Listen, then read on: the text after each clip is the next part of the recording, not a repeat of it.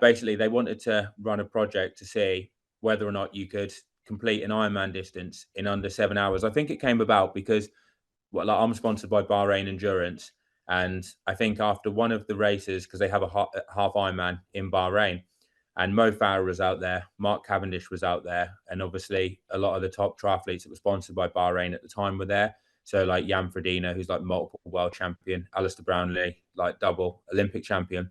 And they were all talking, I think, over dinner about what would be possible to do for an Ironman if you had the fastest swimmer, the fastest biker and the fastest like runner, like how fast could you go? And then I think the conversation veered towards, is it possible to go for to do a sub 7 Ironman if you had a team time trial like you get in the Tour de France, if you had some runners like helping pace you, like they did for like Kipchoge, for like breaking two and stuff like that, and like getting your water bottles and like, basically you make like the fastest course.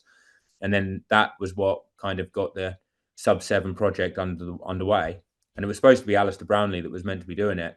And I was actually originally going to be a pacer for him, but then injury ruled Alistair out. And then 8 days before the race, I got the call up to say, do you want to do it?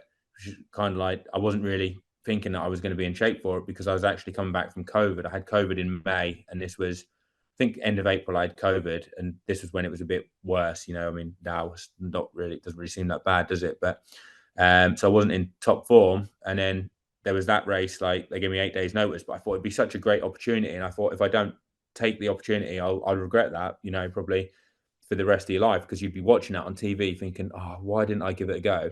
So I was like, yeah, I'll give it a go. Wasn't sure if I'd go under 7 hours.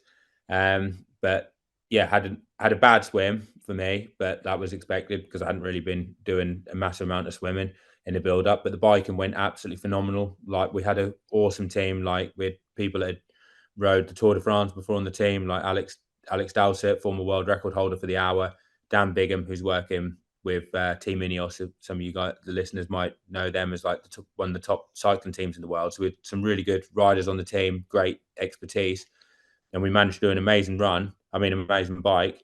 I started it ahead of the other guy who I was racing, which was the start of the run ahead of him. It was Christian Blumenfeld, who was like the Olympic champion and the reigning Ironman world champion at the time. I think I had about a 3-minute buffer, which for me was incredible, to considering the notice I'd got and the training I'd had leading into it. But unfortunately, he caught me on the run, beat me by 3 minutes, but we both went under 7 hours. I think I did 6 hours 47 in the end, but it was amazing. And to be honest, like the performance that I did on the day for for what I should have done with my fitness probably exceeded it.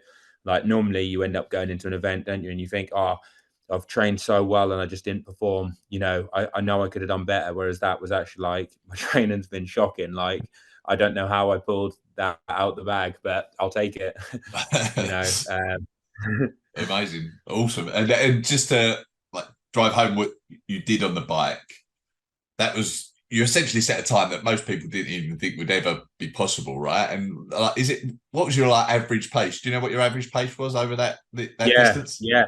We averaged 55.5 kilometers an hour for 180 kilometers. So basically, I think it was like 34 miles per hour, which like if you try and ride that like on a bike for yourself for a bit, seems like pretty hard. And luckily we had some really good expertise on the team. So they worked out a great strategy, but it was like fairly hard, like even sitting on the back because of the little surges, and you had to just concentrate so hard on keeping the gap as small as possible because of the energy you save from drafting.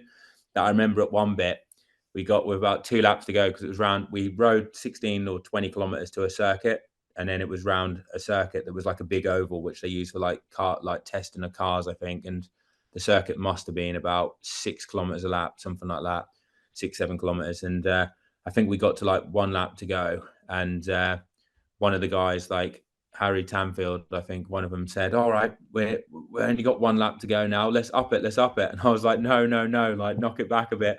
Like, I don't want to go any harder because I've got to run a marathon afterwards. But like, it was quite, for him, because he was only doing the cycling bit, he was obviously thinking like, let's up it. We've got 7 Ks to go. Let's rip it up. And I'm thinking, I don't even know if I'm going to get around the marathon.